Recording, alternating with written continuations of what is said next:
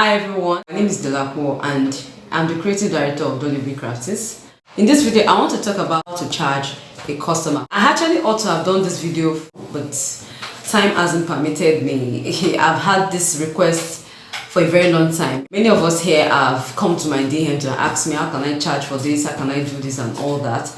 And it's something I see on our Facebook page. I see different posts on, okay, I have this turban cast for sale, and I see the prices some of us put on this product, and I wonder how it makes sense. You understand? Okay, this is the reason why I just decided to come up with this video, to enlighten us more, especially those who are coming up, who are younger headwear designers, or who are just into this business, just to enlighten us more or to help us put a good price on your product. Whenever you're doing a business for whatever product you want to sell, both parties, I mean both the customer and the seller, have to be satisfied. Welcome once again. I have listed out some points. You see me looking this way, I'm actually looking on my system. I listed out some points, just 5 points, so that I will be able to follow them according to how I listed them. So this has steps that will help you, or these are points that will help you when you want to fix a particular price for your product. Now, the first step is you need to analyze the product, analyze the type of materials and the cost of these materials. You need to analyze the type of materials you're going to be using to make a particular headwear video. So if you're making a particular headwear for a customer, let's say a customer sends a sample to you and you can make it, okay, what you just need to do is you need to consider the type of materials used to make that product if you really want to replicate what was sent to you. Okay, and if you're replicating, ask the customer if she wants the exact material or fabric used, the exact accessory used, and the likes. If it is what you're making yourself, you're putting it out for sale, you know the kind of material you want to use or the kind of fabric you want to use plus accessories and all that you're going to be putting together to make that particular headwear.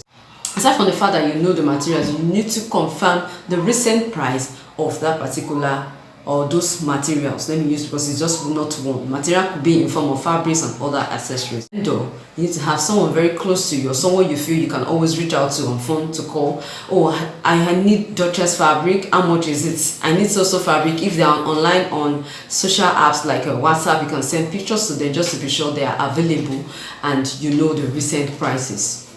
The cost of material does not just include those items you're going to be putting together to form something to deliver to your customer. There are other things you need to make the work come out well. For example, if you're going to be adding accessories, you need your glue, you need needle and thread to tack, you need so many other things. You need your sewing machine. Your sewing machine needs to be serviced.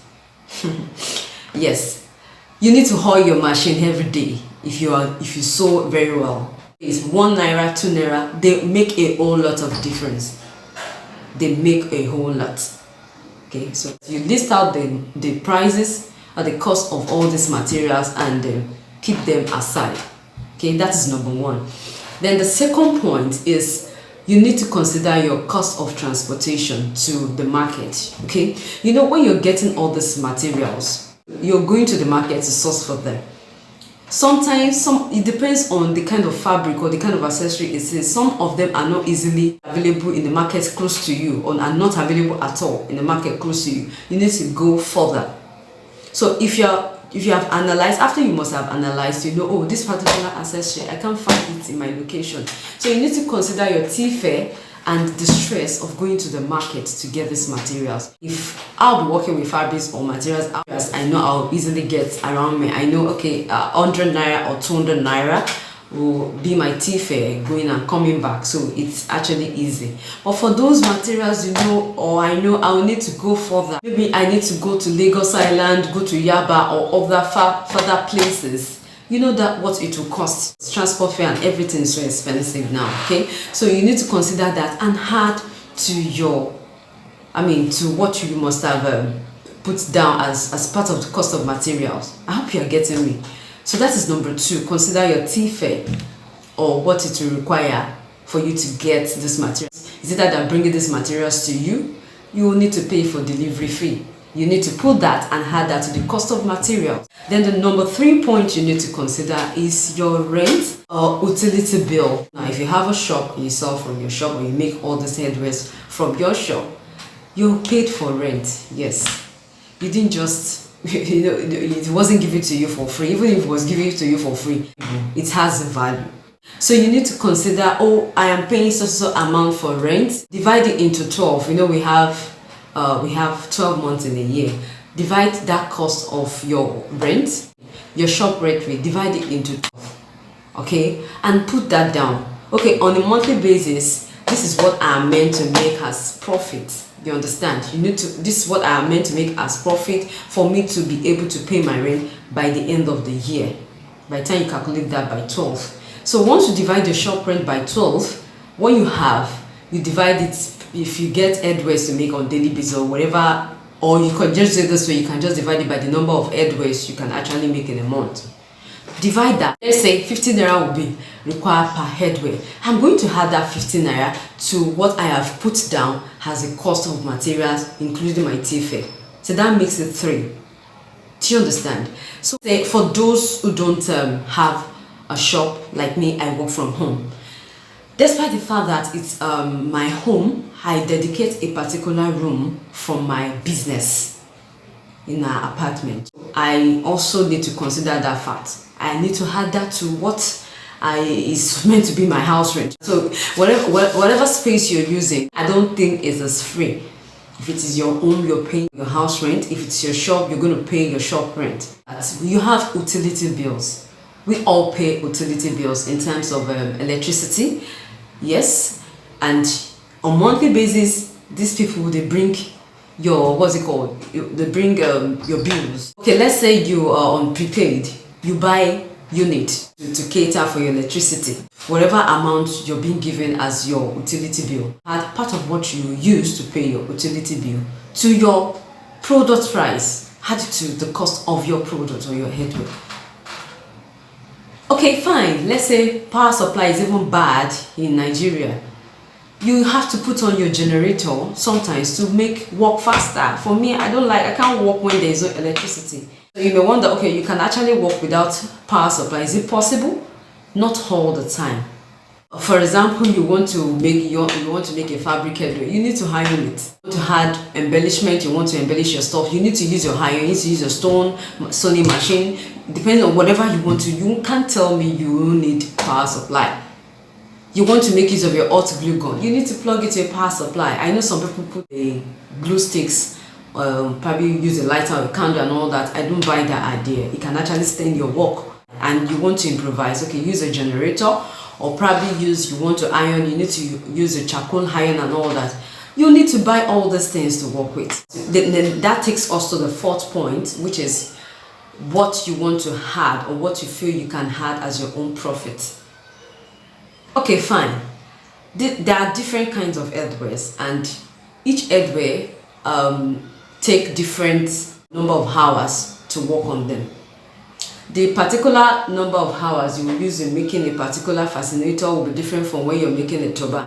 Going to my sewing machine, I come back to my work table, maybe I cut, and it's time consuming and energy consuming. All these things are needed to be put in place.